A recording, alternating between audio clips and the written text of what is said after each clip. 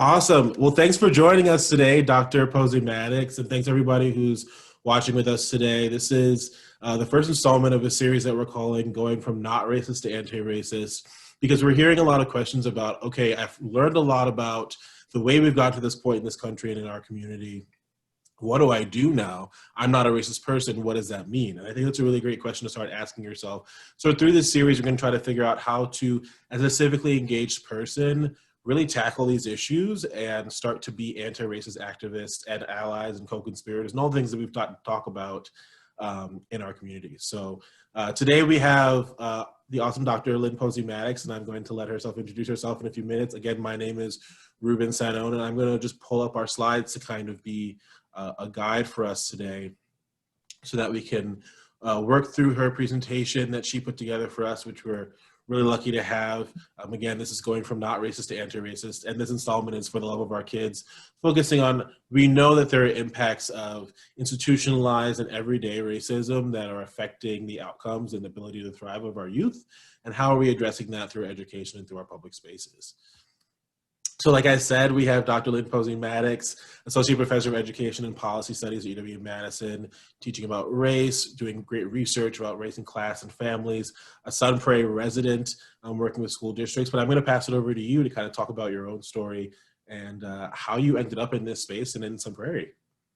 Sure, yeah. Thanks so much for organizing this. It's really a pleasure to be here, and hello to all of you in the land of virtual learning and watching and viewing. As was just said, I'm an associate professor of ed policy studies at UW-Madison. I'm also an affiliate of the sociology department and the Department of Afro-American Studies. And I teach about race and ethnicity and inequality. My work, a lot of my research has focused on family engagement and thinking about how race, class, and gender intersects to shape family-school relationships. While my first book and my first early kind of work was on white parents who were moving into a predominantly working class Black school in a Northern California city and thinking about issues of what I call school gentrification within urban areas. I really got interested in some of the demographics that we're seeing nationally with African Americans moving out to suburban areas. Right now, more than 50% of Black people or African American people live in suburbs, increasing numbers as well of other racial groups, Latinx, Asian, thinking about also the suburbanization of poverty. So our conceptions of like urban and suburban and what that means and kind of the markers that people use to talk about those things is something that's central to my research, and really trying to unpack that and look at what are people's lived experiences in those spaces. So that's my researcher hat, but I also have a hat as a parent in this district. I have a child that's, well, he's not a child anymore. I always say child, and he says, I'm a youth. I have a student that's in the secondary schools here in the district, and then also a young kiddo that is not yet in kindergarten. So I really come to these issues from that perspective. Also as a mixed race woman, my dad's Black, my mom's white.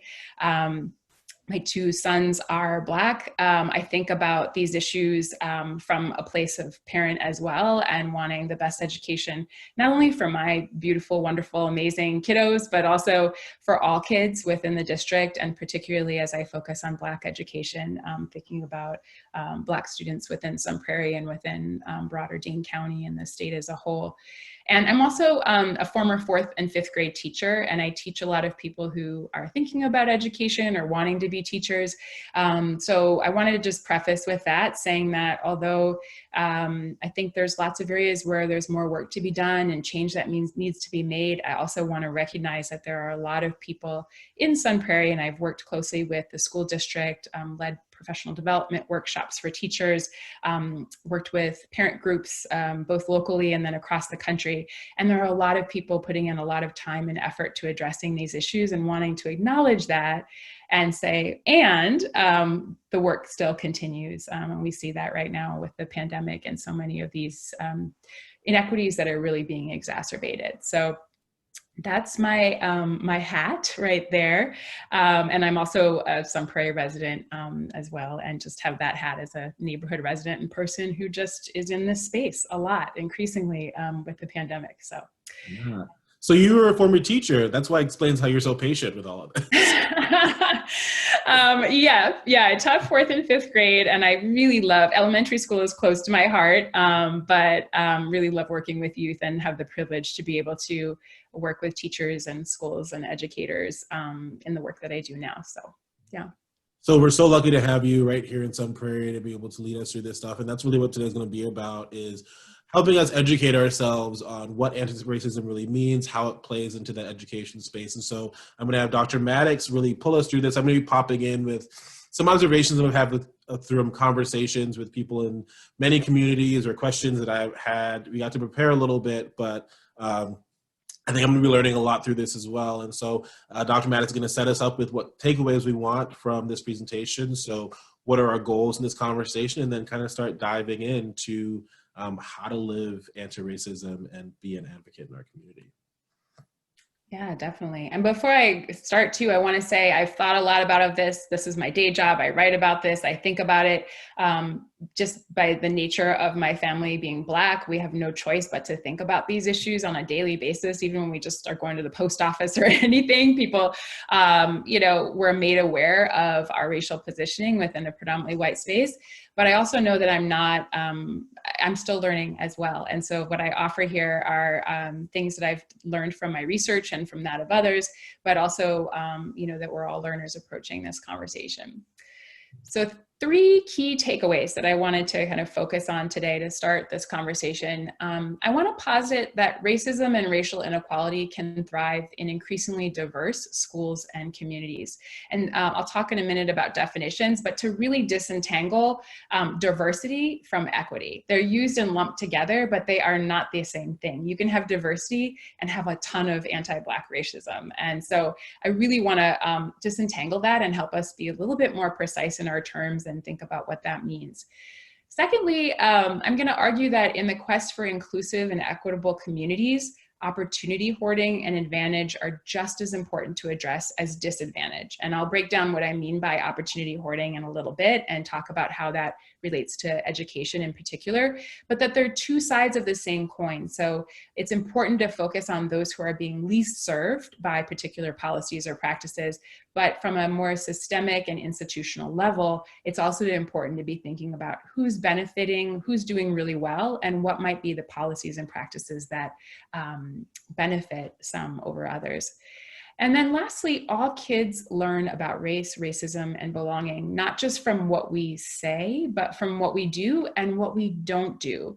And so I really want to end this conversation, and I think the title really speaks to that, and bringing it back to our children and our kids in this kind of communal approach. What are we as a community teaching our young people in Sun Prairie? And I'm not just talking about teachers in the school district, but we as a community. Kids learn about race and racism from us in implicit and explicit ways. And so I'll get into that in a little bit. Great. So to start off, I'm an educator, so we got to break it down here first, because I think, as I mentioned with diversity, there are terms that are used kind of interchangeably a lot, and often we don't take the time to really define or get on the same page as to what we really mean by that. So segregation is often used in reference to the physical separation of people across schools, neighborhoods, and communities, and we'll talk about that in a little bit. Versus diversity often relates to the demographics of a population or a group. Sometimes I hear people talking about individuals as we need to hire more diverse candidates. And I want to push back on that. Yeah, and I see the quotations that you have, Ruben, that diversity is held by a group or an organization or a community, but diverse individuals doesn't really get at, that's not a racial category on the census, for example. I'm identify as mixed race, right? But that's different than a diverse individual. And it in many ways can norm whiteness as like everything else is just, the norm, and then there's this diverse person. So wanted to just kind of point that out. And then also to think about diversity as different from desegregation. So desegregation, when we think about the history of educational law and policy, has often been used in reference to the overall racial and socioeconomic demographics of a school. So after Brown versus Board of Education, many districts across the country, if they wanted to continue to receive federal funding, were asked to desegregate and to have the demographics of schools be more reflective of the demographics of that particular community.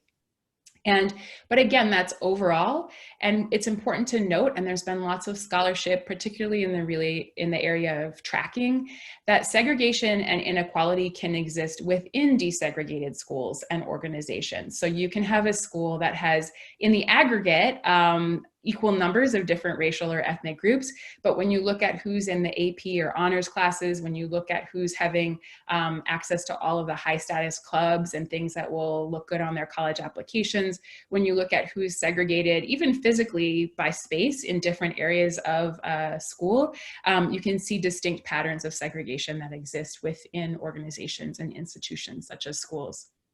And so lastly, the thing that many of us are working towards is integration. And this is something that is very, very difficult to achieve. And I would argue is not just an endpoint, but a process that requires continual struggle and diligence to achieve. And that's the full inclusion and participation of all races in all domains, according to Anderson.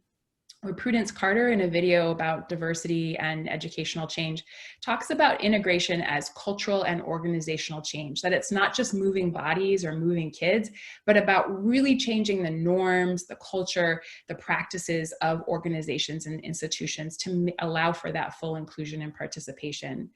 And I also wanted to point out the work of Sonia Horsford, who I think writes really interesting work on segregation and really problematizing it and bringing it back to the work of W.E.B. Du Bois, who in 1935 wrote a really seminal piece in the sociology of education called "Does the Negro Need Separate Schools?" And in it, he argues that it's not about just having Black kids be in schools with white kids because that's better, that having a Black kid in a school with white kids is not a better situation if they're being disdained, if they have to have the National Guard protect them, as we see historically, even to have the right to be in that space. It's not a better school for Black kids if teachers don't love Black children and Black people. And so when we think about integration or desegregation, Horsford argues that we need to see, quote, adequate and equitable resources granted before true integration can be realized and sustained. And I think about this just as an example when we talk about, I work with organizations that know that their demographics don't represent the community. So I work with a lot of parent-teacher organizations, for example, that are mostly white, mostly affluent, and they know that they're not reflective of the school as a whole. But it's important to think about it rather than just asking more people to participate. What are the resources and the opportunities that are provided to enable full participation and full inclusion? And that might be things like transportation, meeting in different locations, changing up even the norms or the practices of how those meetings are run. Really just not just additive, but fundamentally integration requires a doing things differently approach. So those are just some terms that we'll kind of use throughout the lecture for today. And I think two things. This is so interesting thinking about, it really makes you think about your own education experience and thinking back to how we learn through all those implicit lessons about race and who you're supposed to be around, who you're supposed to talk to, and who has power in the room. And when you have these examples and you have this language, it really helps you to kind of think back and think, oh, I was learning a lesson, even though I couldn't articulate it, right? And a lot of us, even as adults, can't put those into words. And so I think it's so important to really define these things. I was having a conversation with some other professionals the other day, and it was interesting. They were using the word equity, and I, use the word equity a lot, but they were trying to talk about equality. They were trying to talk about a very blanket set of rules for everyone, regardless of their need, right? And different circumstances. And we were talking about COVID and work from home and how that's affecting people. And it was so interesting how we were having two separate conversations, because when I was saying equity, I meant be responsive to the needs of people, because we know that created barriers and created limitations of people need to be addressed in order to have equal outcomes, right? But using that interchangeably is a very dangerous situation, because then you're not coming to the same solution if you're not even talking about the same thing. And so I think, as simple as it may be to define segregation and desegregation and diversity, like you said, people use diversity as a code word for Black and brown, right? And that's not going to be the same thing as actually having a diverse workforce or a diverse community or a diverse street. So I think that's really helpful. And one thing that we want to define overall for our conversation today is anti-racism. And Dr. Ibram Kendi, have you heard of Dr. Kendi before? Are you talking? Yes. Yeah. He's actually, Madison College is bringing him to speak to Madison in about a month, I think. So that's free and open to the public if you're interested in. It'll be a virtual talk, but yeah, I'm sure. But what a timely setup. So Dr. Kendi, if you're watching this, welcome to Madison. And he really literally wrote the book on how to be anti-racist. And it's really all over the place right now in a really critical time. And so I just wanted to expose us a little bit to, he was at the Aspen Institute and kind of defined that term in a way that it's in conjunction to in comparison to not racist. And I think that's so important because we have so many people in our community, when I say community, I think, Sun Prairie, this region, the nation, who say, like I started this off with, I see what's happening. I understand this history now because they put in that work. I'm not racist. So what do I do? And I think it's so important, especially going back to defining those terms. We all swim in the same water, right? Guppy or shark, we're all living with these lessons that have been told to us about value of human life and what we can do to others and how we can power hoard ourselves. And so, I have my own biases. It doesn't exempt you from having bias because you have an identity that has biases against it, right? So, and it doesn't make you a bad person to recognize those biases. It actually allows you to work against them and be conscious of them. So I think it's really great to kind of define what anti-racism is in Dr. Kendi's mind. And so I'm going to stop sharing this screen and share my screen of Dr. Kendi explaining that a little bit.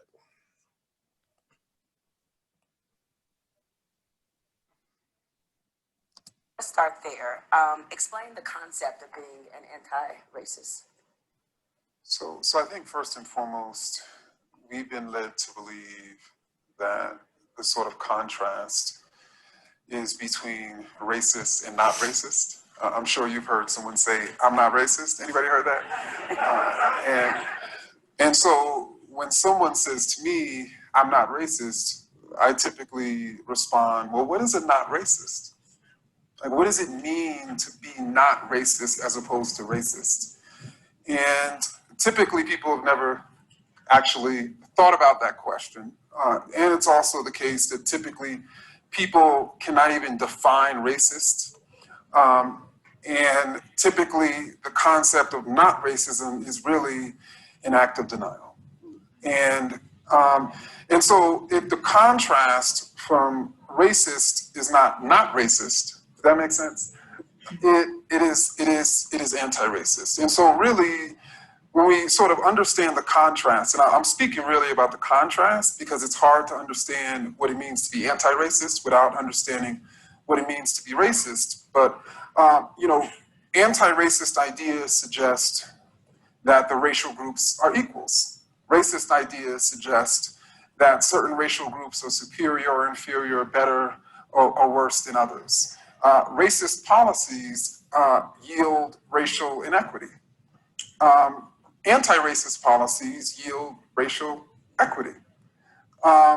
Racist people are people who are expressing racist ideas or are supporting racist policies with their action or even inaction. And I say inaction because if you do nothing in the face of racist policies, then essentially, since racist policies are more or less the norm, you're maintaining that norm of racism. While to be anti-racist is one who is expressing anti-racist ideas or supporting anti-racist policies with their action. Can you give an example of an anti-racist policy?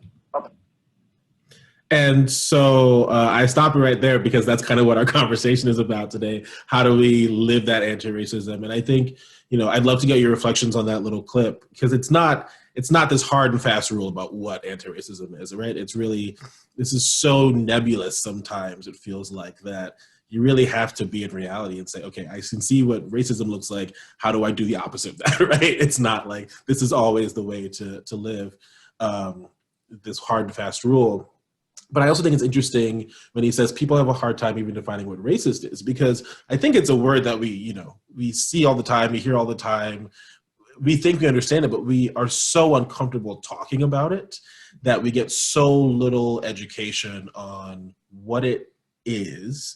We see examples of history, and I think that's the way I absorb it, right? Is I can see examples of racism in this country and in the creation of this country and in the world. But it exists in that story, right? And I guess I understand better things through story, but I want to get your reaction to that. Yeah, I think that's a great clip. And I'll talk a little bit later about this notion of passive racism. As Dr. Kendi talked about, not doing anything is actually part of a broader system. And I think that that notion of not racist is a useful starting point. I think it's a way, particularly for white people, to say, well, as long as I'm not using racial slurs, as long as I'm not explicitly saying you can't live next to me, as long as I'm not using racial terminology, that I'm not racist. And actually, we see from work on white students and also families and educators that white people within the US are mostly socialized to believe that talking about race, number one, that they don't need to talk about race, right? Because white people are actually the most segregated racial group in terms of where they live and where they go to school. So when we talk about issues of school segregation, it's often focused on Black, Latinx, Native, Asian students, but white students have a segregation problem. And so when we think about that, I think, for the students I teach at UW that come to my classes and I teach ethnic studies classes, it's sometimes the first time they've ever had a class where they can, or a space where they can openly talk about race and racial inequality, particularly if they're white students, because many have been taught to believe that talking about race is racist and that using racial terminology is racist. And there's a great book by Amanda Lewis called Race in the Schoolyard, where she followed elementary school students for several years across multiple schools. And in a predominantly white suburb, much like Sun Prairie, that she calls Forest Hills, she found that white kids were learning that even noticing other kids' colors and talking about color, which is a very normal developmental thing. Kids as very, very young, I have a 3-year-old and he notices mommy's color of skin and daddy's color of skin and bro, his brother's color of skin, and so, but when we teach kids that it's not okay to notice that, and we don't give them any schema for unpacking that or understanding or making sense of things that they see, like why are all the Black kids in the principal's office? Why are all the white kids in those gifted and talented classes? Kids notice that, and we'll talk about that more. But that we're not giving them the racial literacy. And I think your points about kind of how we grew up and in this nation, like that's the norm, to not give our kids that racial literacy and to talk about racism as something that's about the thing of the past or the KKK or burning of crosses. And lo and behold, we do have examples of that kind of explicit racism in the US right now.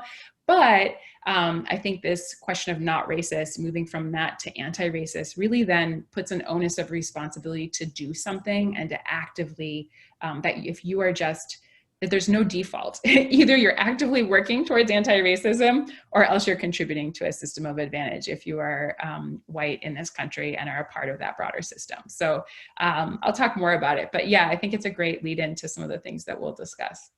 I think that's so interesting because I think I've been talking about white supremacy a lot lately, and people are so uncomfortable with that word or that set of words, and they want to translate into white privilege. They say, well, actually, isn't it this, right? And I say, okay, is it not true, or is it just, are you uncomfortable, right? Those are two different things. And also, these extreme examples of burning a cross on a lawn support more subtle examples of being followed in a supermarket, right? So they're not disconnected, right? They're supporting each other. And I think that's, helps you understand how you do have agency in this thing that you feel like you're so separate from. So yeah, I think that's really exciting. So I'm going to go ahead and share the slides again so we can continue our conversation. So yeah, you get to talk a little bit about Sun Prairie and bring it home. Yeah, and you can jump in here too. I think, I wanted to just start off and thinking about our community, and I say our because, as I mentioned, I'm a part of this community. And I was, noticing, I was looking at my social media and I saw this come up that we were recently voted one of the best places to live by Money Magazine.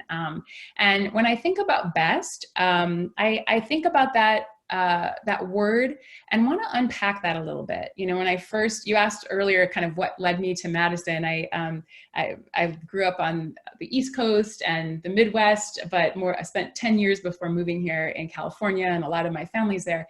And so my job brought me to this area. But when I was coming here and when I was asking people about the schools and about the community, I kept hearing that like Madison and Dane County is like the best place to live, and it's so great. And when I started looking at numbers for how Black kids were doing, how Black people were doing broadly, it really started to raise questions about best for whom and what we mean by best. And so while I think it's really exciting that we have a lot of growth opportunities in Sun Prairie, it is like such a critical time for us to think about where we want to go as a community and what our values are and what we want to do to live by those values. I also want us to not just rest on our laurels, so to speak, and say we're the best, and to really, with all of the different questions that we're asking, best grade, best teacher, best neighborhood, for whom, and why, right? And to think about how racism and anti-racism may be a part of that conversation. I think that's so interesting that when you're moving here, you did some research, and then maybe that's the researcher in you, right? But it's also tells you that story of how every single, detail of your life as a person of color has this extra hoop to jump through, right? As a white person, you don't have to, you see that article, Best Place to Live, that's the research done for you, right? And that article doesn't go deeper into, but if this is your identity, then let's break this down, right? And so I think it's so interesting to just think about, in our last session, I did a piece about how very small things like getting a glass of water in the house at night with my blinds open, I'm conscious of who can see me in my house, and do I look like I'm lurking around, or am I turning on the lights, right? And so it's so interesting to think about how all these different parts of our lives are so shaped by our sense of safety and ability to thrive in places, and it's so often ignored. And another thing that I wanted to bring up was, I get to be in a really privileged place working with the city as a diversity strategist, because every conversation that I'm part of, what you just said, not resting on our laurels, is very central to the conversation. And, I feel really blessed that our mayor, Paul Esser, not only ran on making sure that Sun Prairie is an inclusive space, but he's constantly challenging himself to get out of his own mindset and understand the experience of other people. So, and maybe one of the articles you saw, he talks about how, this is great, and we need to go further to make sure that this is the best place to live for everyone as our community grows. And we don't even know everybody's story, and we may never get to that point, but how do we set up a system where we're out of our own way and not creating these barriers? And, when I talk with economic development and our housing and everybody that I get to speak to, even internal parts of our organization, that's really exciting. But I think really interesting about this list is that our economic developer pointed out was that diversity and inclusion were part of the way that they ranked this. And so even if you feel like, and harking back to that talk about white supremacy, I learned through my reading about it that it also negatively affects white people to have white supremacist practice in our community. And so thinking even about this, it's an economic plus to make sure that you are getting the best talent and the best resources for your community by being this inclusive, diverse, equitable space, and really leaning into that. So I think it's great how this kind of harks back to, this is not a plea by people of color to say, just let me live here, but we're trying to create a better world for everyone by really focusing on where we put up barriers on purpose. So it was really interesting that you noticed that, and that the city is really aware of how we need to work on that. But you're going to kind of dive deeper into our city and some demographics. So I'm going to leave it up to you because you are the expert in this space. Oh, well, I am not a demographer, so I'm going to give all shout outs to the Applied Population Laboratory at UW-Madison and Roz Klaus specifically, because she helped me prepare some of these maps. But I wanted to just think about, as we think about our community, how the community is lived, and by neighborhood and by space. And this is a racial dot map that is from the 2010 census. They're able to get more detailed level by blocks in the 2010 census. And you can see the graph there, and I'm not sure with our pictures and stuff if it's showing up the key at the top, but you can see that we have a predominantly white community across the board, but you can see different areas of the city where other racial groups, African American, Asian, in the census, there's a category that's like multiracial or 2 or more races, and then Latino. You can see where people are clustered across the city spatially within this map. And so this was 2010, and we'll have, when we have the 2020 census, we'll have the information from this that we can create another map as well. But to look at the census. But yes, exactly. Yeah. Shout out to the census. It's, as a social science researcher, it's very helpful.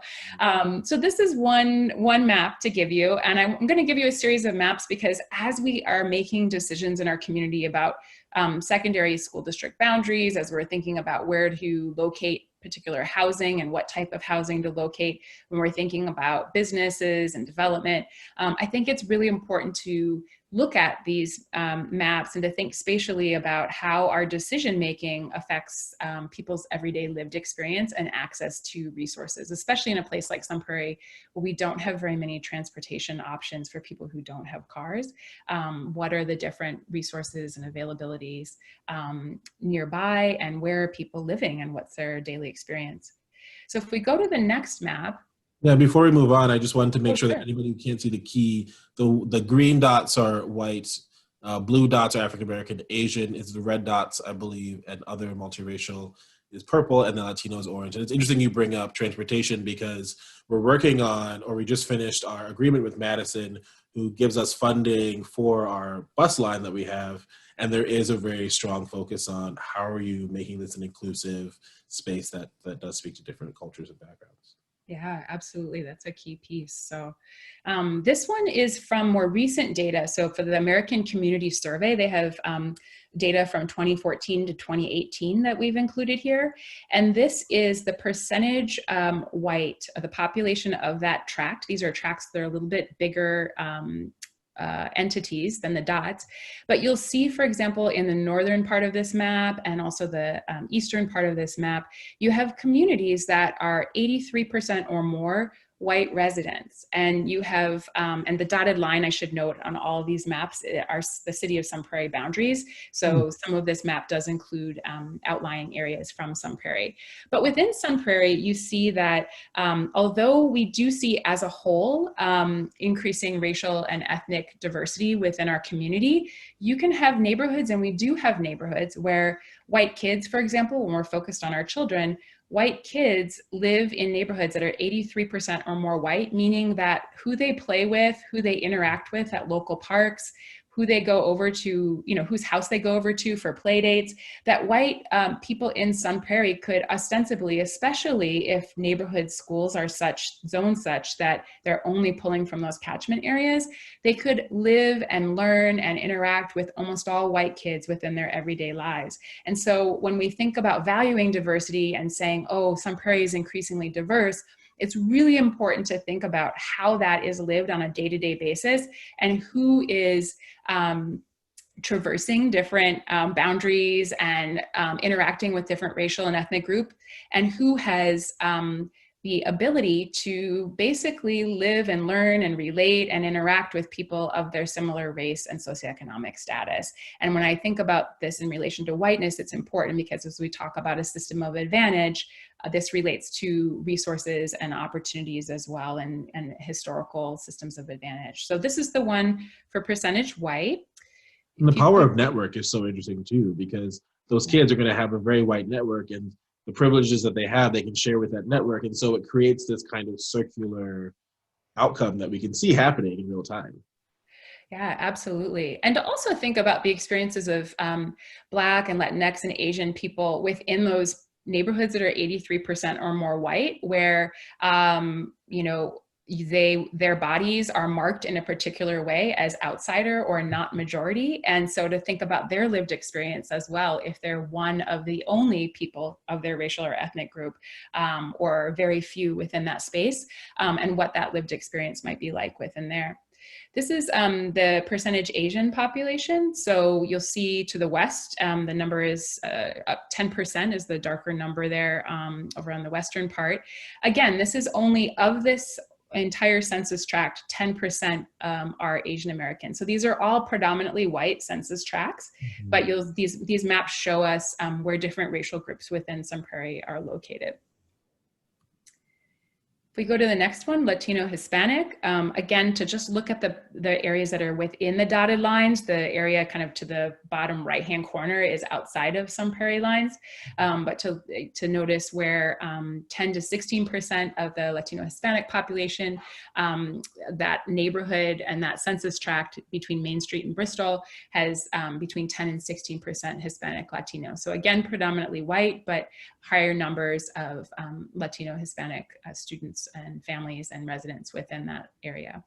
It's just so interesting to think about how these images are telling stories, right? Like why are we seeing a different, you know, why are people settling in different places? Because sometimes I think we think of integrating communities as, I think of old New York, right? Where, you know, Italian Americans moved into this neighborhood and then it kind of turned over to maybe Latinx Americans and then Black Americans, right? But it's different now where people are kind of settling these different pockets. So yeah, that's just interesting to me. Yeah, and I think also, could you go back one? Sorry. Yeah. With that, I think I wanted to also make the point that with both the Asian and the Latino Hispanic, we're limited by what the census can tell us, right? Because we know within that census category, there's a heterogeneity in terms of what that means. So Asian, for example, includes Cambodian American, Hmong American, South Asian, like Indian American, Pakistani American, right? And so there are a wide range of linguistic, religious, socioeconomic differences across all of those different groups. And within those groups that really speak to the need to have heterogeneity as well in our thinking about different racial groups, right? So although we see some of these patterns that could be around, you know, family ties, in my work, interviewing Black parents, for example, within the suburbs, they had a family member or a friend that a number of them had a family member or a friend that kind of told them about the area. And so they might be settling close to family or friends or ties. It might be about availability of housing or housing stock or proximity to where their job is. So there's a number of different factors, but also just wanted to point out that particularly within these racial group categories, there is a range in terms of socioeconomic status and even just different ethnicities within that. Definitely. Oh. Yep, and so this is percentage Black. So if you see the middle part of Sun Prairie, kind of clustered around 151, has 13 to 16% of that census tract is African American or Black. So again, a predominantly white space, but has the highest percentage of Black residents within those spaces.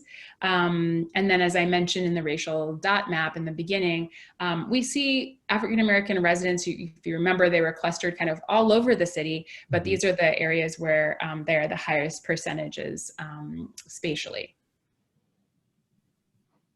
And then this is a kind of catch-all category in the census of those who mark 2 or more races or some other race. And so I wanted to include it here, but it's also, again, there's a lot of heterogeneity within that in terms of what the racial mixtures might be and the experiences of those individuals. And then lastly, this is a map that shows median household income. And so you can see different areas. As I mentioned, the areas that were 83% or more white residents also tend to be within Sun Prairie areas that have the highest median household income. And again, there are African Americans, Latinx folks, Asian folks, that are all spread out throughout the city and have high incomes and are in these communities. But as a whole, when we look at the aggregate, we see that there's a concentration of affluence and a concentration of wealth that's in some of these northern and east areas that are on the outskirt of the Main Street kind of Bristol corridor. And that really has big implications as we think about, and I have a young person, and with the pandemic, we've been going to a lot of playgrounds to try and pass the time. And I've been playground hopping all over Sun Prairie. And this is not a social science study, but I am a social scientist, right? There are vast differences in even just how old playgrounds are, the quality of them, where they're, across the city and where they're located, and to think about, even if certain communities have playgrounds accessible.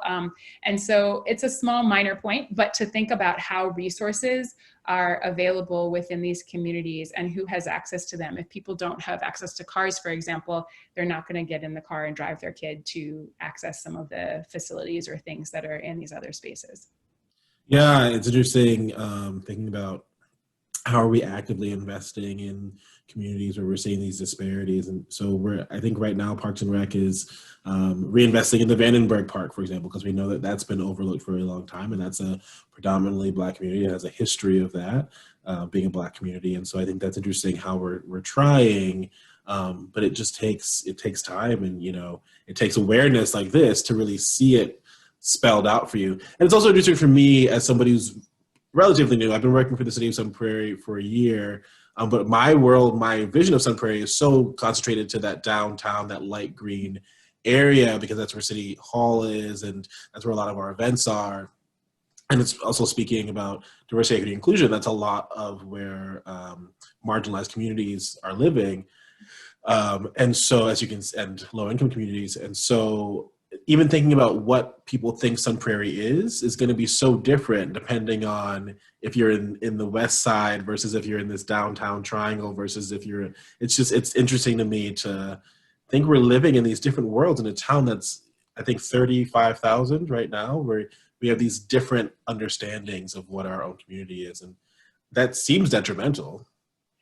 And it has, again, that everyday life thing, right? Like, what grocery stores are people using? What gas stations are people using? What parks and recs are people using? That, when we see these patterns, people can get clustered within their lived experience is often the people on their block or in their immediate neighborhood. They might drive across town to a different grocery store, but thinking about kind of from the kids level that I focus on a lot, who the play dates are with, or who the neighborhood kids are, or who they're going to school with, can often be clustered around other kids in their neighborhood. And so it raises really serious questions about, what our kids are learning if we're saying, oh, this is a really increasingly diverse community. And yet, particularly for white people within Sun Prairie, there are white kids that aren't really experiencing that in a robust way, except perhaps in their schools, depending on what school they attend and how those schools are zoned. Oh, sorry, go on. Yeah, and that's just not unique to Sun Prairie by any means, that we are a very segregated society. And as I mentioned, white kids are, the most segregated group within the United States in terms of schooling and neighborhoods.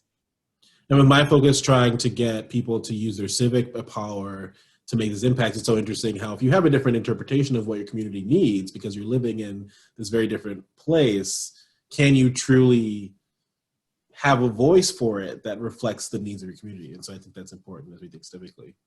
Yeah. And this is the report card, and again, let you take over. I know we don't have to go into this deep because you've done a lot of work around this with the school district already, but just wanted to let people understand what this means. Yeah, I mean, this is just, this is a publicly available district report card, and it's something that the district and a lot of community groups and entities have been really working to address the opportunity gaps and the racialized disparities in educational outcomes for students.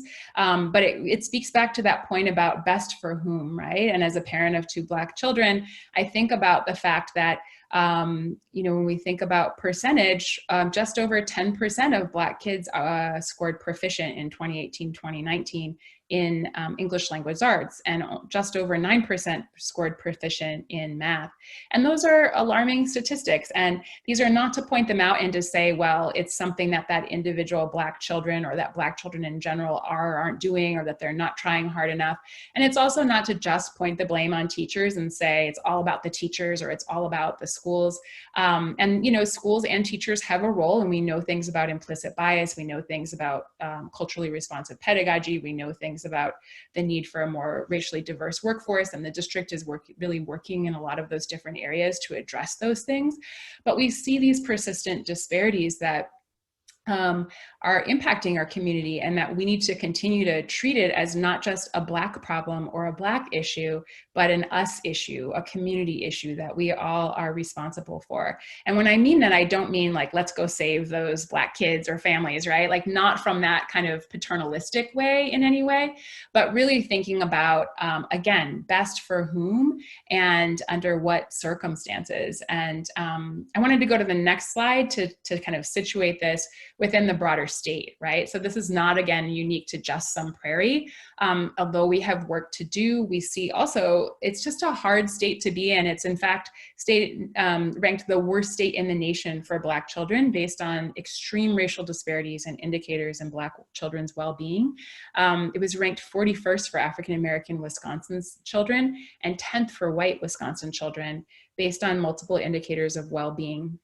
And so white kids, when we think about these racialized opportunity gaps, when we think about who's doing what on standardized tests, and standardized tests are only one measure of, and they're definitely not a perfect measure of how kids are doing in school or their intelligence or anything like that. But it also raises big questions and points to the fact that white kids are actually doing really well in Wisconsin, that for white kids, it is a place where we're seeing national merit scholars, we're seeing a lot of students going to college, we're seeing a lot of mobility. We're 10th in the United States for white children in terms of indicators of well-being. But the disparity, the gap is huge. And it's something that I think recent events have called to attention to when we're thinking about Black Lives Matter movement, when we're thinking about anti-Blackness.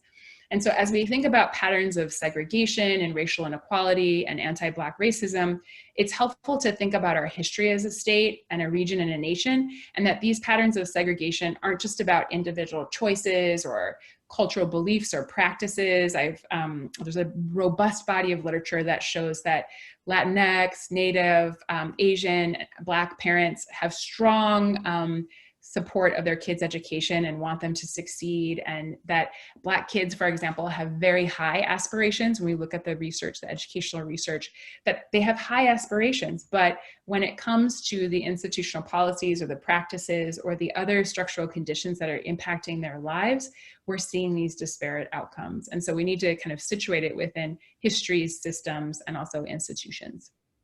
Yeah, and then for anybody who is feeling overwhelmed by all this, right? Because I feel like, sometimes you can see this information and think, okay, I know, I'm going to go bury my head in the sand. We're going to get to later on the presentation. How do you actually, as a person, kind of work against this? Yeah. So just as a brief, just wanted to briefly mention that this was also talked about in the first series of these recordings, that we're not in a bubble, that we're situated within a history and a nation where within the proposed Second Amendment to the Constitution, Black men were written out of that Constitution and not allowed the right to vote. And there was a lot of mobilization to ensure that Black men had the right to vote. And of course, women were excluded from that right early on in the history as we started.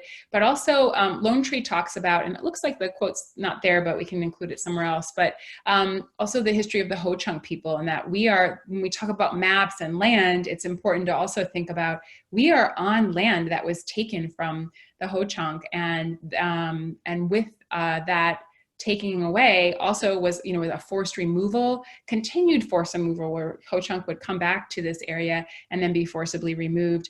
So to think about the history of this land and this place, and that people were not treated as equal. People were not even given the right to vote. People were not treated as citizens within our early history in Wisconsin. And we had enslaved people in our early history of Wisconsin. And Dr. Clark Pajara, who's a professor in the Afro-American Studies Department at UW-Madison, has spoken widely and given a lot of talks on the history of Black people in early Wisconsin and our complicated role in slavery. It wasn't just a Southern phenomenon, that we were also implicated within that as a state.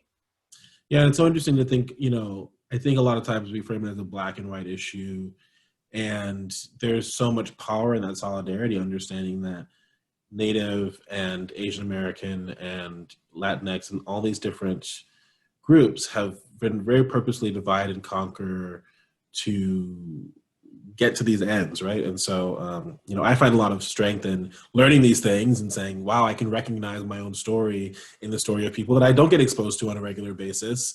And there's probably a reason behind that. So I think it's, history is so exciting to kind of put things into context. And some history local, talking about redlining here in the Madison area, at least. Yeah, and just to bring it to the 20th century in Wisconsin and Dane County, we see redlining where areas of the city were marked as seen as risky investments, where they were disinvested by realtors, banks, and investors. That really impacted the ability to have thriving businesses within those areas. And those that were marked as red, that were seen as a threat, were those that had the highest percentage of people of color within those neighborhoods.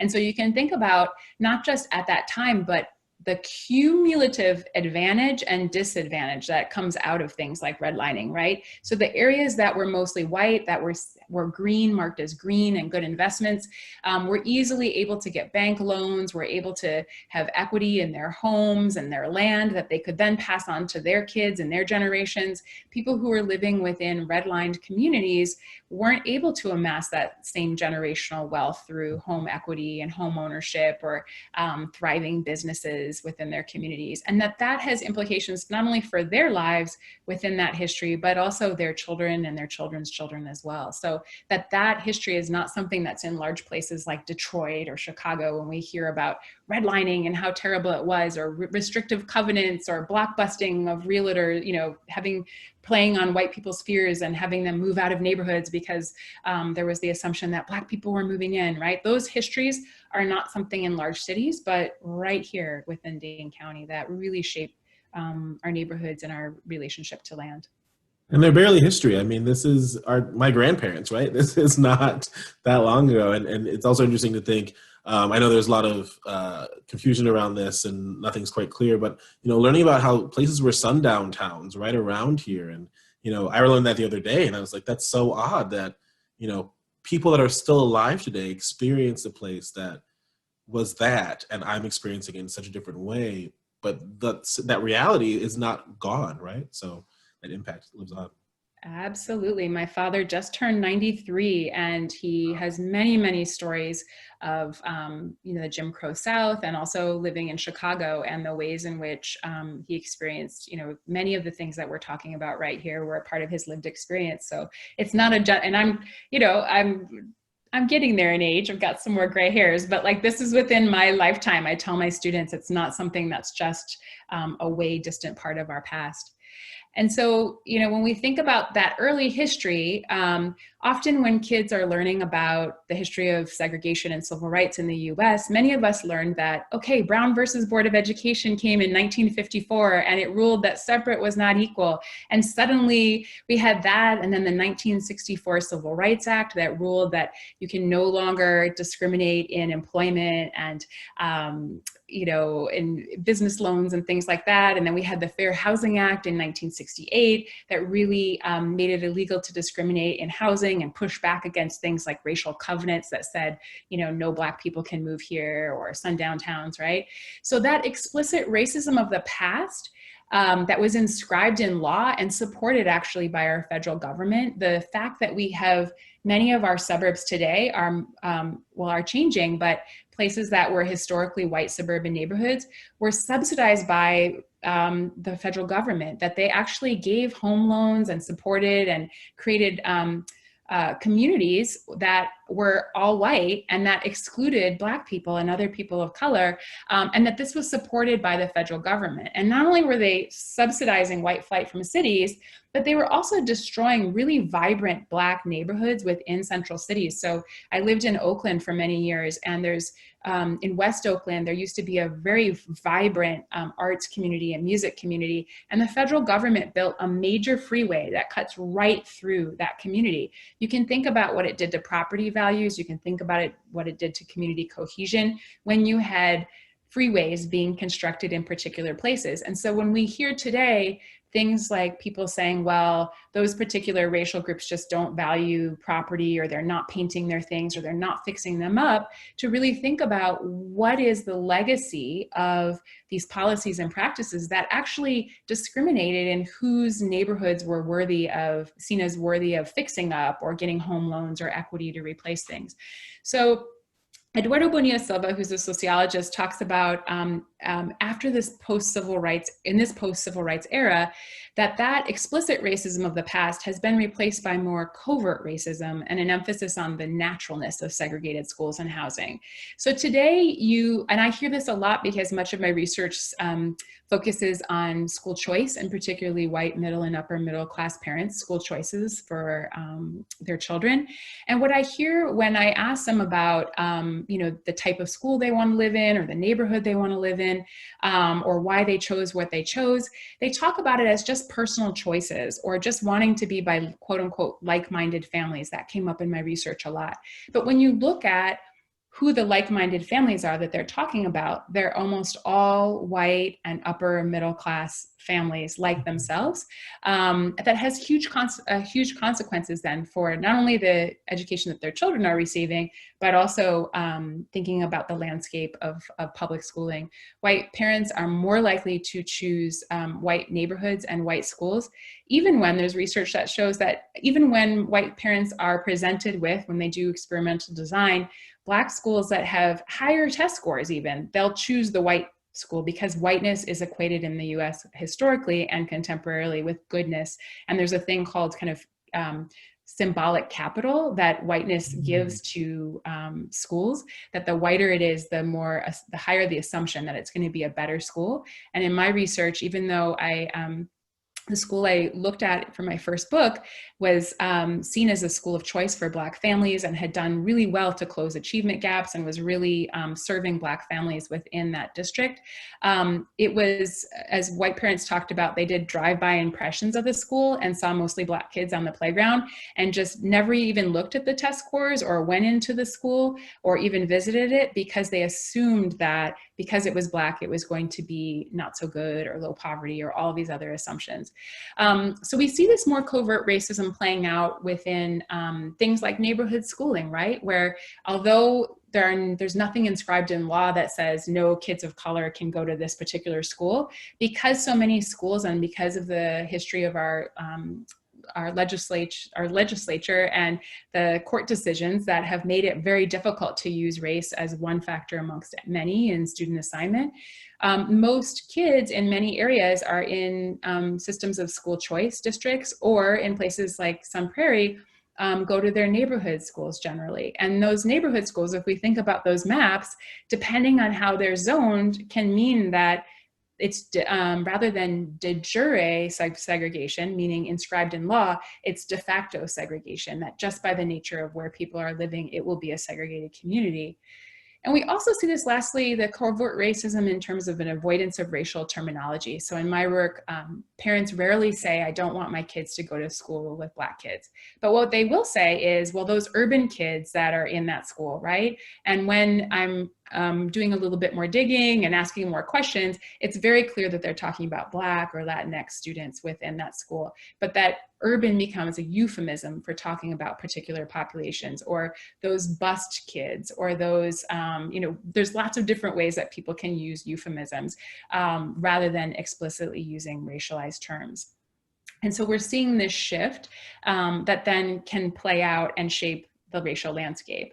Again, in this climate and contemporarily, people are still using we still see examples of the N-word being used. We see people using very explicit language, that explicit racism is still here, but that the covert nature of racism is also more common and also more difficult to legislate against or to prove that it happened. The burden is, whereas the past, the burden was put on white districts to prove that they were desegregating and offering opportunities for kids of color and communities of color. The burden has shifted now to individual plaintiffs trying to prove that they were being discriminated against because of their particular race. And it becomes very difficult when it's in this more covert form, because it's used, other things like avoidance of racial terminology makes it more covert. Yeah, I think there's so much about what you just said that I wish we could spend the next hour on, but we're gonna see a little example, because I've had a lot of great conversations with people who, like I've said, are very committed to this work, and we all swim in the same water, so we've all kind of absorbed this language. And this is a clip that's going around the internet right now, and going back to that term of not racist, what does that actually mean? And so the person that we're going to see in this clip, and this is not a calling out of this person, because like I said, I think we all have absorbed this same information. So I'm going to stop sharing my screen. But I mean, a resource while I'm doing that is thinking about the PBS special "Race: The Power of an Illusion." I think is really great to understand that real investment in whiteness in this country, and how there were real dollars given and never asked for back that have built up this wealth. So it's not this bootstraps mentality, I think, is pushed down on us a lot of times, but it's real investment that I think we're asking for now in the same way that we're not getting. So I'm going to share this clip just to talk about how we see this not racist but covert language pop up and show up in our conversations with community members, and hopefully it helps you kind of get ready for those conversations in your own life. Some residents voiced concerns about traffic, others about overcrowding in their schools. And some were worried about having low-income housing in their neighborhood. Well, why did you pick this spot? Nicole Humphrey is a local opponent of the development. What is your concern when it comes to Section 8 and low income? The lifestyle, I feel like, that goes with Section 8 is usually working single moms, or people who are struggling to keep their heads above water. And it's not, I feel so bad saying that, but it's not, it's just not people who are, I guess, of the same class as us, which sounds bad, but I don't mean that in a bad way. Some people would say, look, they maybe have not had the opportunities that their kids are not going to have the opportunities that your kids are going to have in this neighborhood. Right. Can they share in that? The problem with that is I hear a lot of the unfair of, Oh. That clip went short, so I'm going to stop sharing that screen. What she goes on to say talks about how, she doesn't compare herself to millionaires and billionaires who have yachts, but we know that's a very different relationship, right? And, also people who are billionaires and millionaires who have yachts did have a network that helped them get to that point. So, I mean, at the end of the day, so I think that clip is really helpful for me because it helps us see that very real use of that coded language, and it helps us see it in ourselves because, for me, I'll see a lot of times I'll be in meetings where people will use the word urban or the word diverse and use it as code language. And I don't always know what to do because it's like, well, I have to get you from step one to all the way to this point, right? To even help you understand this. And so we're really dependent on people in these one-on-one conversations to be calling out their friends and their family and their neighbors. And I know you get to be exposed to some conversations that can be problematic because people are assuming that you're assuming something about your identity. And I think also really interesting in that clip is, especially when you told me about this assumption that white schools are better, right? Even if you see the facts, she literally says they're not the same class as us. I don't think she knows this reporter person, but there's this mentality that whiteness is wealth, right? And whiteness is this class structure. And I think, there's a mentality that poverty or low income is blackness and brownness. And so it's really interesting to see it play out in real time. Absolutely. Absolutely. So we can keep moving forward. But the reason we wanted to bring that back is, think back to that anti-racist conversation and that video clip that we played at the beginning. Think to how you see that really play out in real life. And then Dr. Posey-Maddox is going to talk about how it's playing out in housing, employment, and education. Yeah, so I'm not going to go into every single bullet point, but that you'll have this for reference for the slides. Just wanted to bring you some research to really support the fact that race still matters, that there's a continuing significance of race, and that although race is not a biological construct, we actually see a lot more similarity across the races in terms of biological features and DNA and all of those types of things. It has material consequences in the areas of housing, employment, and education, and it still very much structures life chances. And so, whether that's housing, where we see audit studies where they give two individuals that have different races, but the exact same rental application, same level of education, same income, all of that. And, in the 2014 Denver Metro Housing Study, white would-be renters were treated more favorably than Latinos 91% of the time. And treated more favorably means things like shown properties that were maybe more well kept or in better repair. We see racial steering still happening in real estate, where certain racial groups that are not white will be steered into the areas that are of that racial group rather than shown the broad range of housing opportunities. We see it in terms of not getting callbacks when they requests that they want to go see the house or the property, and it'll be said, the landlord will say, well, it's already been rented, or they just won't even call them back. So race very much plays a role in housing, which then, as we think about those patterns of segregation, shapes where people are living, right? And what access to schools and resources they're getting based on residence, because our schools are so connected to neighborhood schooling. We also see persistent racial disparities and racism in the area of employment, even when it comes to things like just the name on a resume. So again, seeing these audit studies where you'll have the exact same resume or CV, but people of color with surnames or other aspects of their resumes that contain clues as to their non-whiteness, often in these studies have shown they face employment discrimination, even when employers have explicit organizational diversity statements, right? So the assumptions, not even before you get in the door and even before people really dig into the resume in depth, just by a particular name as being marked as a quote unquote Black name or a Latino name, that discrimination can kick into full force. And then we know through education that there are correlations between the racial demographics of a school and socioeconomic status. And we see from this literature that actually white people say, well, it's just a class issue, right? But actually white kids that are low income are more likely to live in more middle-class communities and have access to middle-class schools than Black middle-class kids. So when we think about race, Black people, middle-class Black people, and Mary Patillo from Northwestern University has done a ton of writing on this and has shown that the Black middle class not only faces a precarious position in terms of wealth, that they might have the same income as their white counterparts, but because of that legacy of discrimination, of exclusion, their parents might not be able to pass on equity from their homes to them, that we see wealth disparities, but that also spatially, Black middle-class people are more likely to live closer to Black low-income people or have family members that are low income or have connections through churches or social networks. And so they're more likely to then attend schools that have higher percentage of poverty. And not that there's anything in and of itself wrong with people who are surviving poverty, but that the systems and the structures that then translate into being lack of funding or not having the same amount of resources to be able to learn in the ways they need to learn, in the ways to live and exist and navigate their communities in the ways that everybody should be able to navigate, that has big implications. So again, race still matters, and we see that throughout these areas.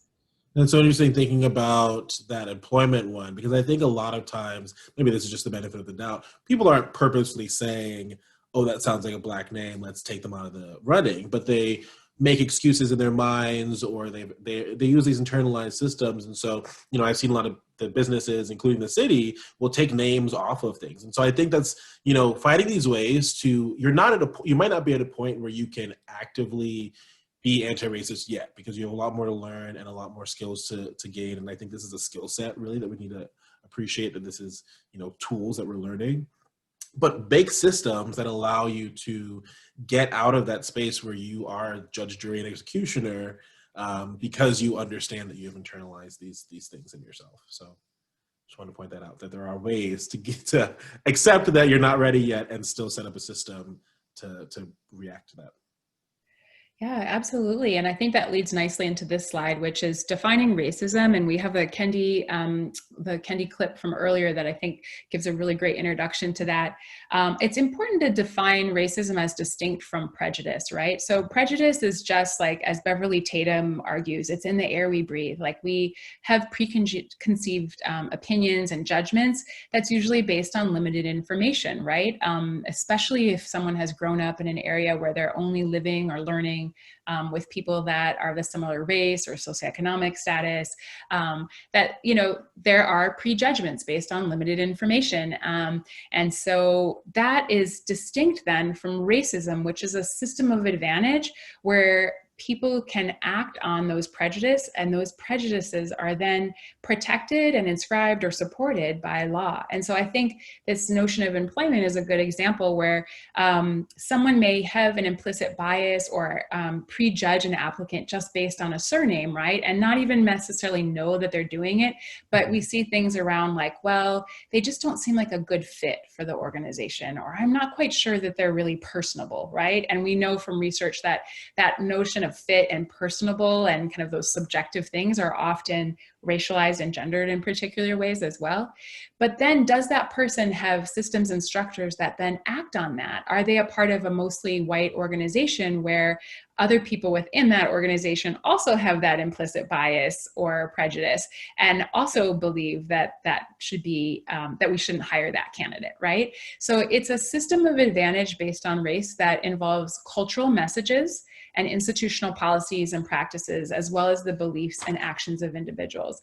So while we focus sometimes on racism, I hear people talking about it as like racial slurs, or, saying I'm not racist because I believe I don't see color, or I believe everyone should be equal. I love everyone. You are a part of a system of, we're all a part impacted by this system of advantage. And for those who are not in the majority and benefiting from it, they're often made aware on an everyday basis of the ways in which they're not benefiting. But if you're benefiting, even if personally you say you're not racist, it's important to think about how you relate to that broader system and structure, right? And this is connected to legal, political, and economic systems and shapes life chances. And so the way to break it down, I wanted to just bring it back to education for example, is, as I mentioned, that whiteness is seen as goodness within school choices and housing, and particularly with schooling. And so while an individual white parent or a student may not intend to be racist, when we think about it from a system of advantage standpoint, and if you could go to the next slide, I think this will break it down a little bit more. We see that white people, a white student can still benefit from cultural messages about who belongs, right? So because many of our AP and honors classes are majority white in Sun Prairie, when a white student walks into a class the first day of that class, regardless of what their former achievement was, regardless of what coursework they've taken, their body is not marked as othered or different or outstanding in the same way. Whereas we see in the literature that Black and Latinx students, when they're in AP honors classes that are mostly white, experience things like teachers asking them if they're in the right room, did they get the class right, at questioning why they're even there, making it very difficult that they're they're impacted by cultural messages of who belongs, similarly in a neighborhood or a school or a class. And I think, Ruben, the example you gave around, feeling some kind of way about just getting a glass of water at night in your own, house and space speaks to, the awareness of how some people get the privilege of being seen as belonging within those spaces. How do you thrive when you're questioned from the get-go, right? You're being told you shouldn't be thriving here. So, it's so harmful for kids. Absolutely. And then there's institutional policies that then reinforce that, right? So we know that there's those disparities by race. Black students are much more likely to be expelled or suspended within schools. And white students are often given the benefit of the doubt. John Diamond and Amanda Lewis, flip their names there for a second, write about how in a racially diverse high school that they studied, white students were breaking the rules, but they were less likely to get noticed as breaking the rules, or the ways that they broke the rules in class were written off as just, they're just kidding around, or it's not a big deal, or they were given the benefit of the doubt in a way that Black students weren't. They were much more likely to be seen as disruptive or sent to the principal. So having huge implications there for things like enrollment, discipline, funding, and also in relation to housing and development decisions too. And so then you've got these cultural messages, these institutional policies, and then these race-based status beliefs about things like who are the quote unquote smart students, or who are the students that are quote unquote motivated. I see this with families a lot where there are these racialized assumptions about who are the active parents. And in my research, I find that although I work with school districts and they often say, particularly predominantly white school districts, why is it that the Black parents aren't coming to PTA meetings or parent-teacher conferences? And when I interview Black parents and learn more, they're doing a ton of stuff. In my research, I looked at the ways that parents were engaging in their kids' education, and they were helping with homework. They were, serving as role models, connecting them to different mentoring programs. But because they were experiencing slights or snubs within the school district, or because they had a negative experience with education themselves, or because their work hours did not fit with the time that parent-teacher conferences were run, they weren't engaging in as much school-based engagement that was visible and valued by school staff in the way that white parents were more likely to be visible and valued in that way. So even these beliefs about like what's a good parent and how they support their kids' education can be racialized. And then lastly, it's a system of advantage, in terms of actions like voting and volunteerism and participation. It's what we do, but also what we don't do. And, parents will say we value diversity, but really, how is that playing out in everyday lives? And I'll talk about that in a little bit. Just want to make the audience aware we're going to try to aim for about 10 more minutes of this. So we're nearing the end, but, Dr. Lynn Posey-Maddox has agreed to continue conversations after this. So as you get excited about what you're learning and want to dive deeper, I think we have a great resource here. Thanks, yeah, so real quickly, that passive racism is what Dr. Kendi mentioned about, doing nothing. It's a more subtle form of racism, but it's, as Beverly Tatum talks about, standing still on the moving walkway. When we used to be able to go to airports frequently, you get on the moving walkway, it just takes you where you need to go. You don't need to do anything. If you're a white person in the US that's benefiting from a system of advantage, just not doing anything, just being not racist ostensibly, is actually contributing to this system. And as someone who's often white appearing in certain spaces, I've heard throughout my life things that white people will say thinking that there's no Black people around. And when I speak up and say, and I always do, and they'll say, oh, I didn't really know, or I'm so sorry, when they shouldn't have been saying those things or engaging in those things in the first place, right?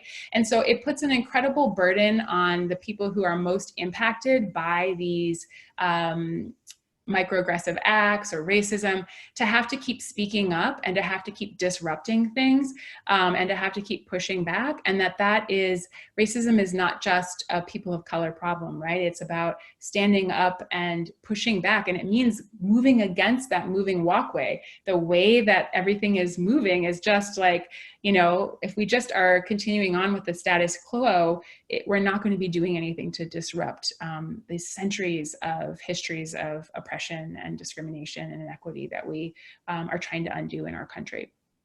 Yeah, I had a Jewish resident talk with me about her experience hearing anti-Semitic conversations when people didn't think that there was anybody of Jewish descent in the room. And just, you get those apologies and you're like, that's not the point, right? I'm not offended that I'm here and I have to hear it.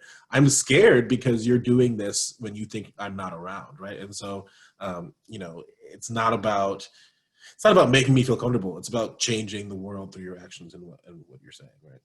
Absolutely. And so part of that moving from not racist to anti-racist is really speaking up and questioning and saying, what do you mean when you say urban? Or what do you mean when you say a good fit? Or how about we consider, publicizing this job in these networks as well? Like how, there's all of these different ways where we have to keep disrupting. A piece of this is also racial microaggressions, and these are brief and commonplace daily verbal, behavioral, or environmental indignities, and these can be intentional or oftentimes they're unintentional on the part of the perpetrator. And they're labeled microaggressions, but they're really connected to a broader system of racism and discrimination. And so while micro is used in reference to kind of the often brief and everyday slights and snubs that people of color experience within the US, they matter as they're often linked to things like psychosocial and physical health. We see studies where Black people's cortisol levels and stress levels are impacted by racism and these constant kind of slights and snubs or fear of how they're going to be read when they're in an elevator or when they're walking, to their car at night in a mostly white space and being read in a particular way. And so there's a cumulative effect that can have huge consequences for people. And it's not about improving intention, but about thinking about the impact on the individuals who are experiencing them. And so in my research, I interviewed 56 Black families in grades K through 12, or K through 7, with kids in grades K through 7. And this was a socioeconomically mixed group of Black families. And I wanted to know their experiences in the predominantly white suburb and thinking about their experiences with their kids' schools and the ways that they engaged in their kids' education. And what I found is although they moved to the suburb for the housing stock, for kind of more of a quote unquote quiet suburban life, for thinking about resources and opportunities that might not be in some of the neighboring cities or cities where they had lived before. When I was coding the data and looking at their experiences, microaggressions came up in these 4 dimensions. And I call them multispatial because they weren't just in one domain of their life, right? They weren't just in one institution or in one space, but they were cumulative and occurring across spaces. And this was hypervisibility and invisibility, presumed homogeneity, presumed criminality, and the rebuffing or dismissal of parents' engagement efforts. And if we go to the next slide, I'll break down some examples of what that was. So Black parents, for example, said, within a space that's predominantly white, they received long stares in local stores or community spaces in which they were one of few Black parents. So it was always like kind of an anomaly or people looking around when they walked in. One parent said, I'm watched a little more. This was a Black parent, single mother with children that when she would go shopping in local stores was feeling like eyes were on her in the ways and not the same ways that white residents were being watched.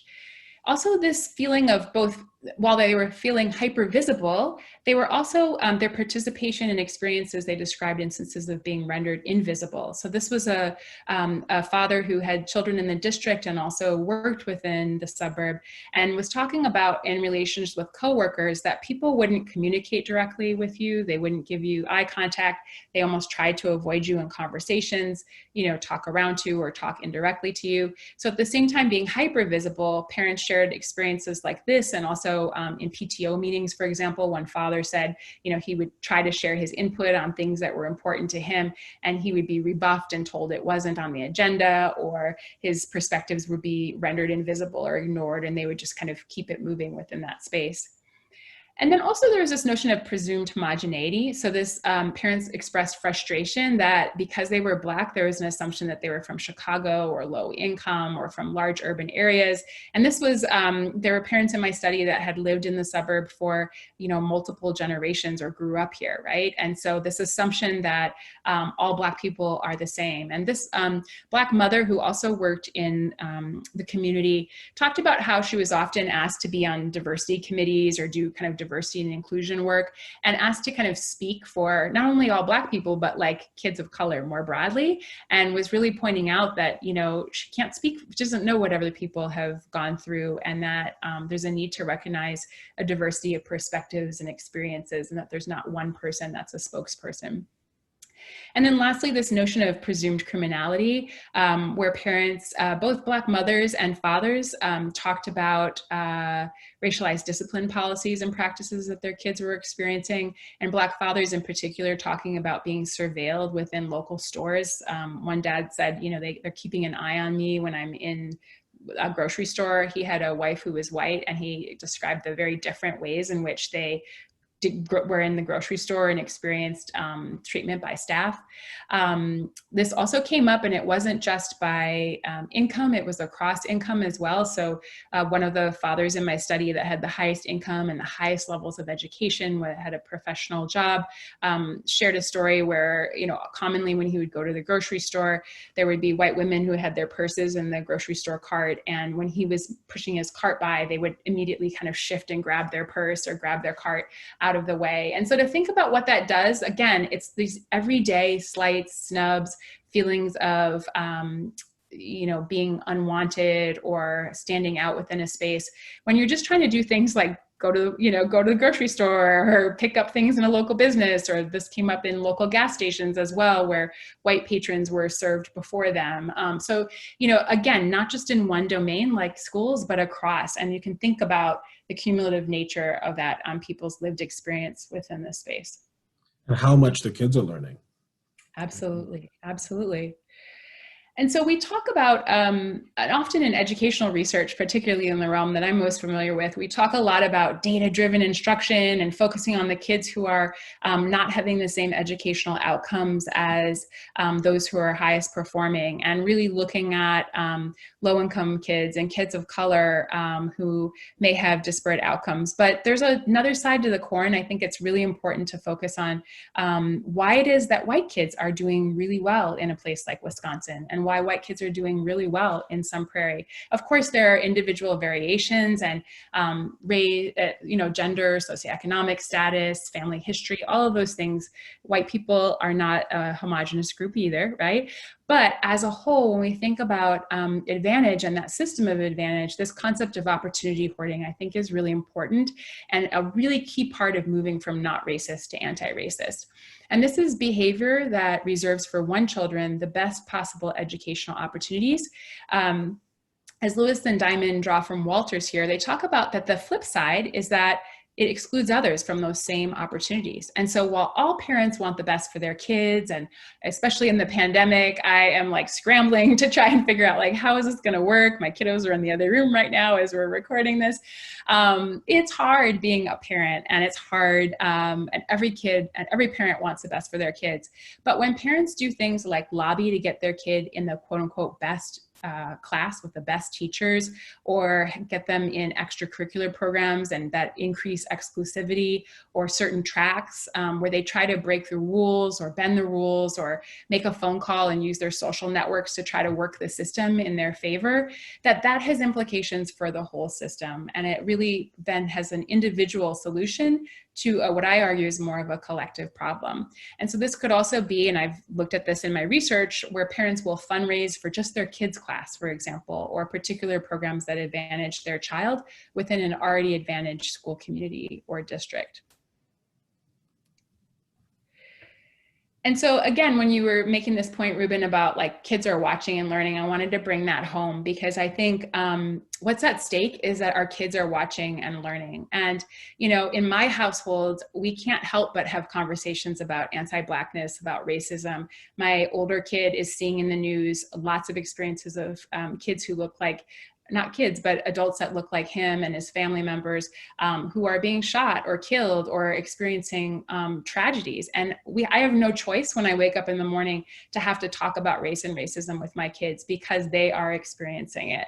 And so that's not a choice, right? But for those who do have the choice, and when you're in a system of advantage and you're living in a neighborhood where you're not around people who don't, people who are of different race or different ethnicity, our kids are learning this. So Maggie Hagerman, she wrote a book called White Kids. If you haven't read it, I highly recommend it.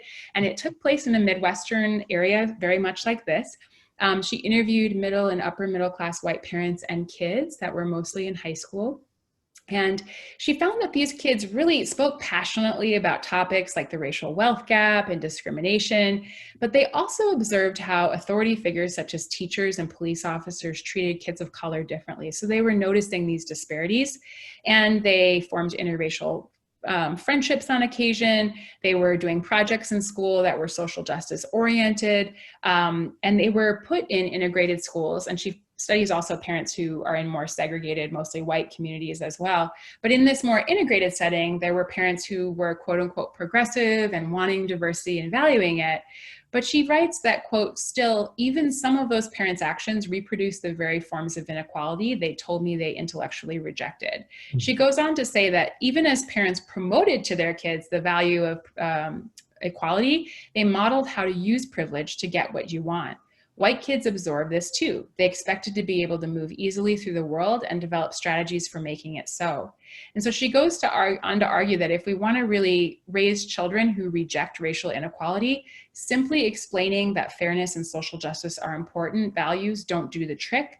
Instead, parents need to confront how their own decisions and behaviors reproduce patterns of privilege. They must advocate for the well-being, education, and happiness of all children, not just their own. And I think this is really important when we think about racial learning. We know that kids learn from the worlds around them and the worlds that we're constructing for them as parents, and that shouldn't just be left up to school districts to construct that, but really about ourselves. Like if you are in a community or in a neighborhood or only talking to people, if you're white and you're only talking to other white people in your everyday life, raising questions about what that means in terms of moving from non-racist to anti-racist. And it doesn't mean just trying to go out and find like a random person of color and say, hey, I want to be your friend, right? Do not do that. Yes. Like what is it that you have created intentionally or unintentionally so that you're in a segregated space and world? And what does that mean for your kids? And the reason we're saying don't do that is because that's just you transferring the burden onto this already burdened person of color to be your tokenized insight into what it feels like to be not white. Absolutely, absolutely. And so in my book, I talk about equitable developments in public education as kind of a framework to think about as we, as a community in Sun Prairie, are growing, we're developing, we're having an infusion of development and funds, and we're resource rich in many ways. We have people who support bond measures and things for our schools and our community. As we go through this change, it's important for us to think about how might we have changes that don't result in the social, political, or demographic exclusion of low-income families and families of color.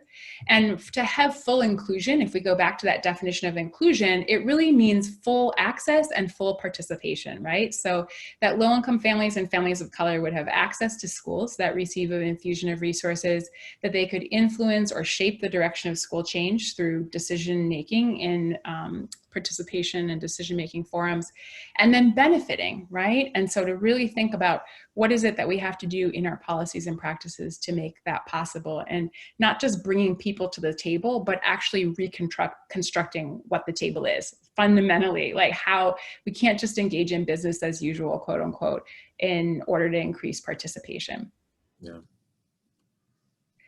And so in relation to family engagement, which is the area I study, but things could be transferred to other aspects of education and community life, one starting point is using transparent language, getting away from things like urban or Chicago or active families, and really talking about which group are you discussing. And there's been increasing emphasis on really being specific about different groups of color. And I've used the word people or the frame people of color at times, but I'm really trying to get more precise and really be clear about when is it important to be precise when I'm talking about Black students? When is it important to be precise about talking about Latinx or Native, right? To think about the unique histories of those groups and that there are definitely overlap and coalition building, but then to also get specific and know that not every racial and ethnic group has the same experience. And even within that, there's heterogeneity. So within Sun Prairie, we have Black families that immigrated from different parts of Africa, or we have Black families that are English language learners, right? And then we have Black families that have been in the U.S. for for many, many, many years, and their ancestors were enslaved and brought over. So there's a lot of need for heterogeneity within those categories, and then also using race conscious rather than race neutral language. And focusing on impact rather than intentions, right? So rather than debating whether or not you meant to say that thing that caused someone to feel harm, focus on the impact of it and what does that mean in terms of moving forward in a restorative way. And then lastly, targeted and authentic outreach, relationship building, and partnerships. And this goes to the not just asking some random Black person to be your friend, right? But like really, in parents, Black parents that I talked to that got involved in PTO meetings or involved in civic entities, it was when they already had a relationship with someone before they made the ask. It wasn't just seen as kind of a token gesture to include them, but they had already recognized that, hey, I noticed that you're really, really great at such and such thing. You have this skill. They were recognizing it from an asset-based perspective of really looking at and noticing what people are bringing to the table, who they are, what their networks are and prior experience, and building on that within a community. And then thinking about relationships, not just within schools, but across schools. And I think there's an opportunity for us to do that in Sun Prairie. So moving from away from opportunity hoarding, for example, as we have many different elementary schools now, as we're going to be having 2 high schools, thinking about PTA raising, right? And fundraising for individual schools. And in some neighborhoods, schools have very few percentages of students qualifying for free and reduced price lunch and very affluent parent base. What happens then if students in one school have very high, amounts of fundraising that they're able to use? What might it be to create like a district-wide fund? And Portland Public Schools does this, where any funds raised beyond a certain threshold go into a district-wide equity fund that are then generated across the district to be able to think about supporting all of our students and not just those in our neighborhood who might already be advantaged. Yeah, and I think in the few conversations I got to have with educators, we're already thinking about this in Sun Prairie even, because COVID, on top of this, is going to make it that we can't have fun runs and bake sales for a long time that have been really the kind of cornerstone of this higher fundraising. And so how do you not only reimagine that, but also use those skills and talents of that really organized team to think about equity and kind of reframe? We're fundraising for our kids, but we're not reaching all of our kids. So what is the barrier there? What is the disconnect? Absolutely. And so, this is just to put up here an opportunity as we're beginning this process as a community of thinking about school district boundary decisions for secondary schools. And, many people have been active in this process and are doing a lot of work around this. I hope that in these conversations, we can move from conversations around my child or my neighborhood to our children and our community, and to really think about what that means. It might mean that, and I'm putting myself in this as a resident. I'm very much a resident who, has resources that Sun Prairie's not that big, y'all. So I could drive. The burden of desegregation and busing and all those things historically has fallen on kids of color and low-income kids to have to leave neighborhoods, to go different places, to have to integrate schools. And so when we think about segregation patterns and opportunity hoarding, what would it be if parents who had the resources and the flexible schedules to be able to drive across town to get their kid and to send their kid to another school? Like if they're not in the most new school, if my kids aren't in the most new school, I can supplement that in different ways, or I can support that school. And actually, I think I'll use myself as an example. When we think about goodness, schools that might be the most affluent or the newest schools or have the smallest percentage of free and reduced price lunch often in Sun Prairie have small numbers of Black students. And for me and my kid, I think about goodness in terms of like, I don't want him to be in a class where he's the only one that looks like him, right? And so as we even think about what's a good school, I just encourage us to really think about holistically, beyond test scores, beyond racial demographics, what's happening within our schools and how we might support all of them in ways that are more collective rather than individualistic. I think that's a great way to bring it back to really the goal of these conversations, is to understand you bring so much power with you as a parent, as maybe white parent, because it's interesting. People always think that we're puppet string pullers up at City Hall or in the school district, right? But really, we're waiting to hear what parents want, and we are really beholden to that. And so if you're going from maybe your sheltered neighborhood and taking your kid to a more integrated school, you're breaking all that power that you have with you. And so it's not that the school won't stay maybe at the lower capacity that it has if you bring all your power with you there. The system will respond to you. And so that's a way for you to be very actively anti-racist. And we know with gentrification, and so I don't know how you balance that, making sure that you're not gentrifying these schools in these neighborhoods, but we know gentrification, power and resources follow white families, even if it's not explicitly asked for, right? And so that is such a ability to be able to walk into a space and bring with you all of this money and capacity and time, which I think is so interesting. And it's so underappreciated by families that have it all the time, because I think it becomes this passive thing where you think that's the norm and that's the way it's supposed to be and you've earned it. But really it is this system that we've created. Yeah. And I think it speaks to, social networks, the power of social networks. If we, in this day and age of Facebook and social media and, conversations with neighbors, when people hear things like, oh, I've heard that's a terrible school, or, oh, I never go to that community, or why would you do that?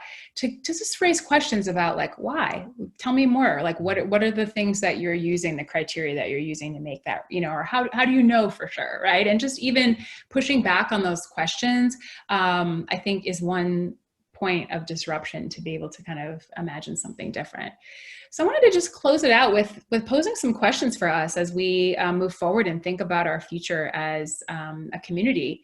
What kinds of schools are we seeking to create as we experience increased racial and socioeconomic diversity and increased enrollment? And again, think about spatially how that plays out in our community. How will we live and learn together as a community? Whose voices, needs, and perspectives should be central to our planning efforts? And lastly, what lessons about belonging and entitlement are we teaching our children and youth in the process? And that's we as in all of us, not just the school district, but local residents, voters, citizens, neighborhood people. What are we doing? So I'll close it there. Yeah, thank you so much. And I think before I wrap it all up and properly thank you for your time, as we say, ask those questions when you hear that coded language. When I ask that question, people know where I'm coming from, right? No matter if it's the diversity strategist in me or I'm a Black man, I'm not going to get a straight answer from somebody who even understands the coded language that they're using. And so as people try to become co-conspirators and allies, that's again to that power of being able to use your identity. If you're a white person talking to a white person around this stuff, you can really have a genuine conversation with somebody that me coming in with an agenda from my work or from my identity is not going to have. And so, I think really reminding people of the power that they have to really be anti-racist and to really shape the future of our community and to benefit everyone and themselves in that work is so, I think it's really the corner of what we're trying to build here. And, it is up to us. So thank you so much for your time. It ended up being 2 hours, which is great. And, this is our first installment of this, which, means we need more time to do this. Like I said, Dr. Posey-Maddox offered to continue doing this work with anybody who wants to engage. And she's done so much work already with the city and the school district. So I thank you again for being a resource as I've come into this community and tried to learn and understand how we're doing this and what this looks like. And I hope everybody reaches out and tries to be part of this anti-racist work. So like I said, this is going to be a series. We're going to do another installment. And below this video, we're going to have this presentation for people to access to see those full quotes. And I'll be fixing up, I think there was one quote that was missing, to see some links and to really start exploring how they're going to be anti-racist in their own space and in their own communities. So thank you so much for being with us. I hope you have a great rest of your weekend. You made it. I'm sure you're dealing with playground, maybe. yeah. Now you have to just go back to COVID life, right? Now that's the easy part, I guess. I'm not sure, but thank you and thanks for being here. Absolutely. Thanks, everyone. Let's stop this recording. Do you want to stop cloud recording? If yes, you go see notification. Yeah.